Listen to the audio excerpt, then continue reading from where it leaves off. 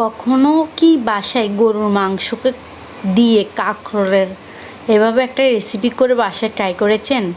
তাহলে আমি বলবো আপনি অনেক বড় একটা ভুল করেছেন।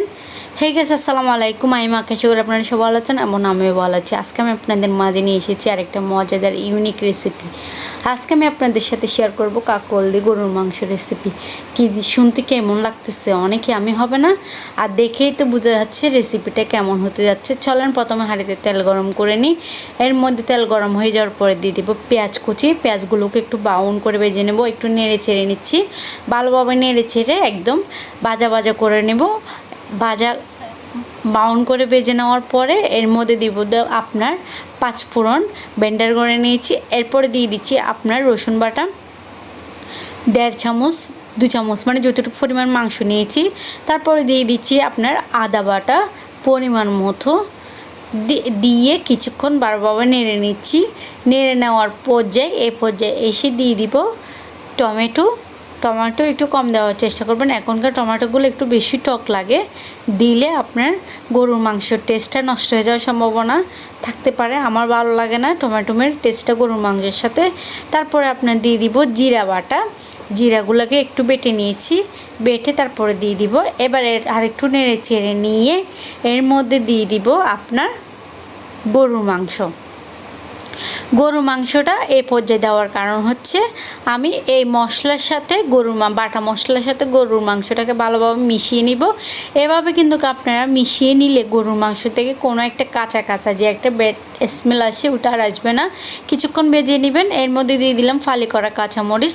কয়েক মিনিটের মতো করে ভেজে নিয়ে আপনার গরুর মাংস থেকে যে পানিটা আসে ওই পানিটা শুকিয়ে আসার পরে আপনি গুঁড়া মশলাগুলো অ্যাড করে দেবেন। এতে করে আপনার দেখবেন একটা দারুণ একটা সুগন্ধি বের হচ্ছে গরুর মাংস থেকে।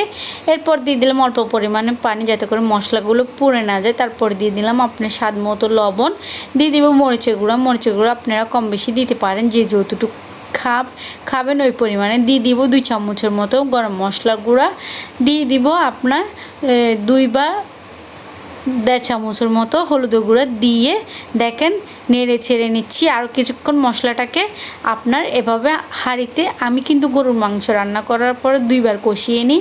একটা হচ্ছে আপনার একদম প্রচুর পরিমাণে পানি দিয়ে গরুর মাংসটাকে কষিয়ে নিই, যেমন এখন আপনারা দেখতে পাচ্ছেন অনেক পরিমাণে পানি দিয়েছে। পানিগুলো শুকিয়ে আসার পরে আপনার আবার কষিয়ে নেব। দেখেন একদম মাংসগুলো কষা কষা হয়ে গেছে, একদম কি সুস্বাদু দেখতে না, ইচ্ছা করতেছে খেয়ে ফেলি, এরকম রসালো হয়ে গেছে। একদম মাংস থেকে প্রচুর পরিমাণ তেল ছেড়ে দিয়েছে। এ পর্যায়ে এসে আমি দিয়ে দিব কাঁকরোল।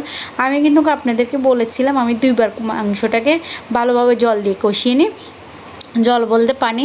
তো আবার দিয়ে দিলাম আপনার কাঁকরোল দেওয়ার পরে দিয়ে দিব আবার প্রচুর পরিমাণে পানি দেওয়ার কারণ একটাই, এবার আপনার কাঁকরোলটাও সিদ্ধ হবে, এমনকি আপনার মাংসের মধ্যে যে পরিমাণের আপনার ঝোল রাখবো ওই ঝোলটাও থাকবে।